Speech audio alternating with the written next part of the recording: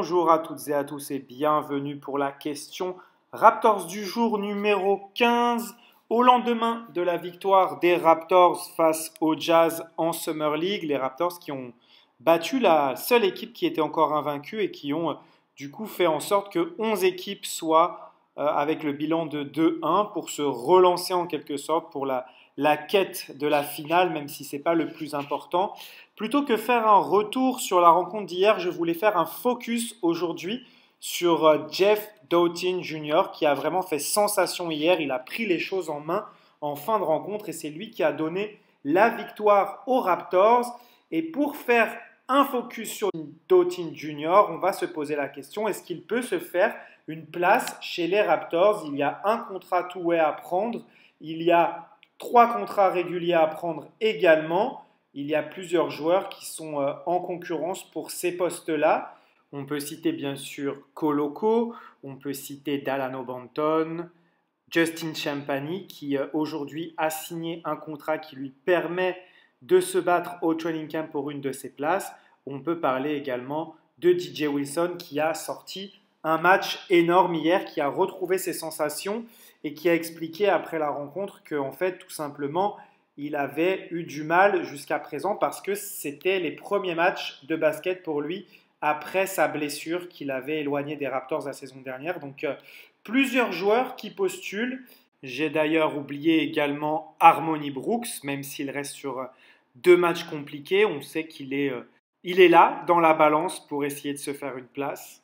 Et donc du coup, on a Jeff Doughtin. Est-ce que lui, il peut se faire une place dans l'effectif des Raptors pour la saison prochaine? C'est ce dont on a discuté avec Pierre de G-League FR. La question Raptors du jour, c'est parti. On avait besoin de Salut. toi, Pierre, pour nous parler de Jeff Doughtin, qui fait sensation avec les Raptors. J'ai pas peur de le dire, c'est le meilleur joueur des Raptors dans cette Summer League cette année. C'est le joueur le plus régulier.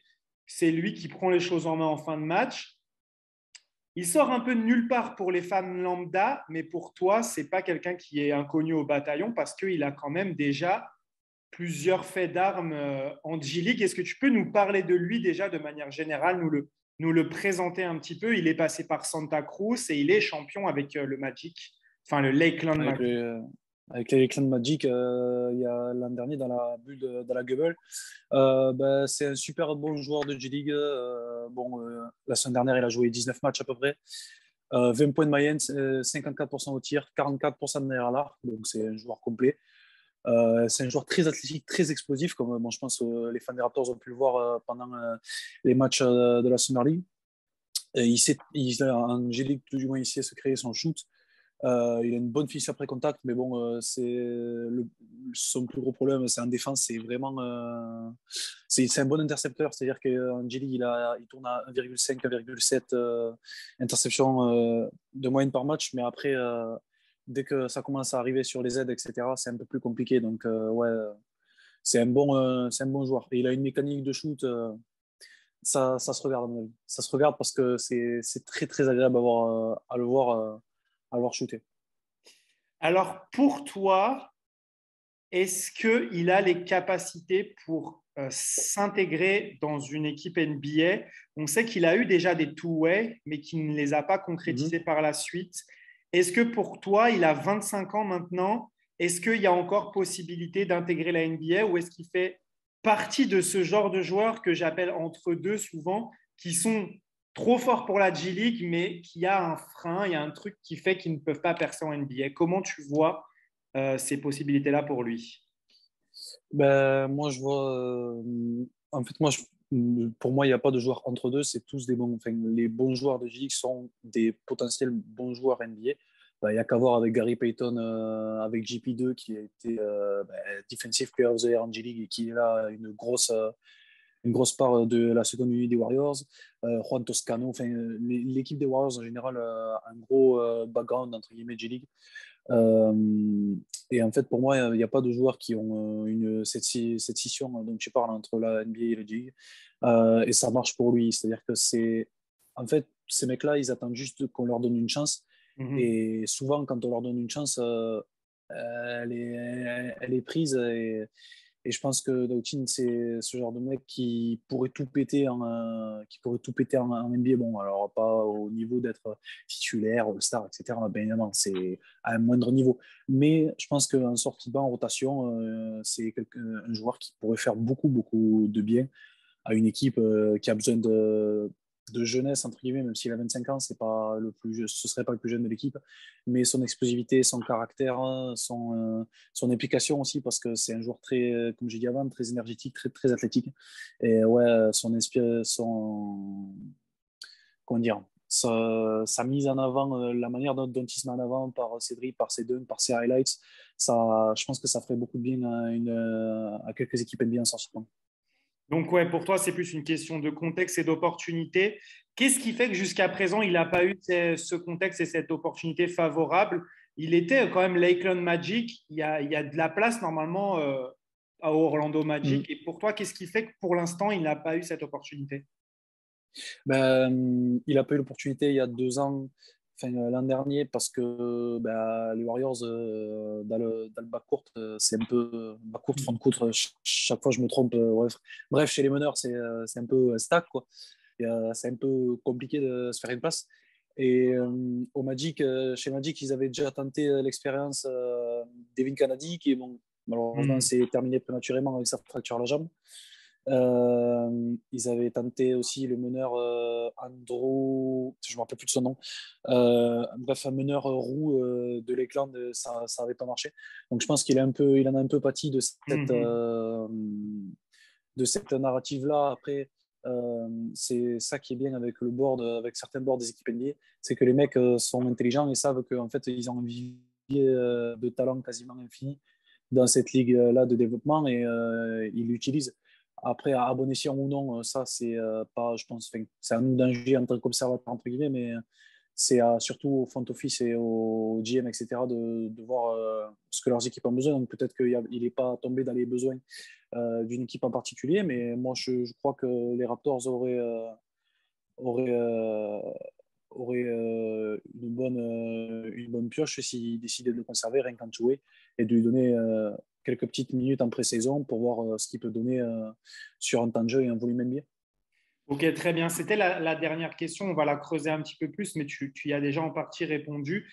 Pour toi, il peut repartir sur un two-way. C'est pas un joueur qui va chercher absolument à avoir un contrat NBA. Il est encore selon toi, dans cette mentalité-là où il peut chercher encore un two-way. Pour moi, en fait, c'est pas comme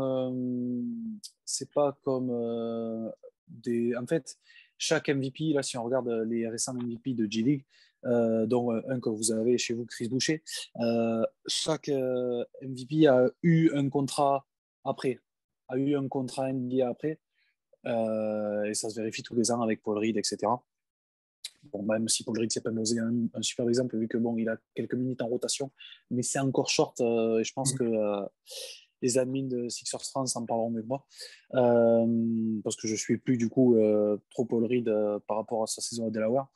Mais chaque joueur qui a été MVP peut prétendre à ce genre de contrat-là. Le problème avec Doughty, c'est qu'il ne remplit pas encore toutes les conditions pour prétendre à un contrat NBA, selon moi. C'est un super joueur de G-League, il n'y a pas de problème. C'est un athlète complet, un joueur très complet. Mais il reste encore. Il met 20 points de moyenne sur la saison dernière. Mais c'est un 19 matchs. C'est un joueur qui est fragile physiquement. Qui, comme je l'ai dit en début d'intervention, qui en défense parfois est un peu tatillon, a du mal à s'en sortir, malgré ses bonnes stats en interception. Donc, ouais, c'est peut-être ça qui a freiné un peu les équipes. Et moi, je pense qu'il peut prétendre à une two-way sans aucun problème.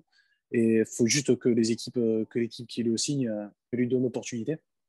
Parce que je suis sûr qu'il pourrait la saisir et que ça pourrait être un super joueur de rotation, comme à moindre mesure, comme pourrait l'être Sharif Cooper également cette saison avec les Hawks, qu'on a vu quelques highlights de Summer League. Bref, il y a plein de joueurs comme ça qui pourraient et qui peuvent prétendre à avoir une petite place en rotation NBA. Super, c'était très intéressant. Je pense qu'il y a une place à prendre chez les Raptors en two-way. On a eu en plus Justin Champagny qui s'est blessé, donc ça lui laisse encore plus le champ libre. Champagny a quand même réussi à obtenir un contrat aujourd'hui pour être au training camp et essayer de gagner sa place. Mais on va suivre tout ça. En tout cas, il y a un two-way à prendre, il y a un potentiel que tu nous as super bien décrit. Pour terminer, pour te remercier, est-ce que tu veux parler un peu de l'actualité de G-League FR? Qu'est-ce qu'on y retrouve et qu'est-ce qu'on va y retrouver pour la prochaine saison? Qu'est-ce qu'on y retrouve? Ben, toujours le même contenu qui, on l'espère, toujours un peu plus qualitatif ben, au niveau des résumés, des rencontres, etc. En septembre, la reprise des lives avec des émissions, une petite surprise qui arrivera à la rentrée normalement. Toi, tu es déjà au courant, mais bon, ça, c'est les petits insights. Je dis C'est les rien, je petits dis insights. rien.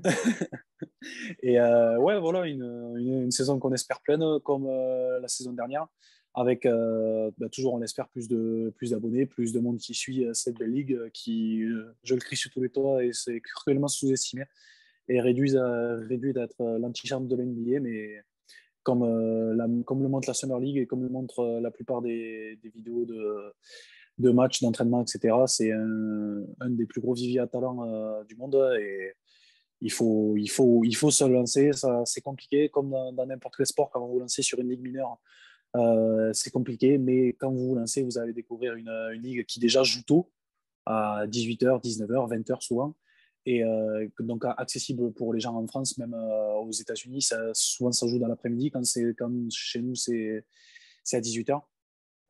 Et voilà, c'est toujours le bon moment pour se lancer, et j'espère que vous vous retrouvez nombreux en septembre au début de la saison.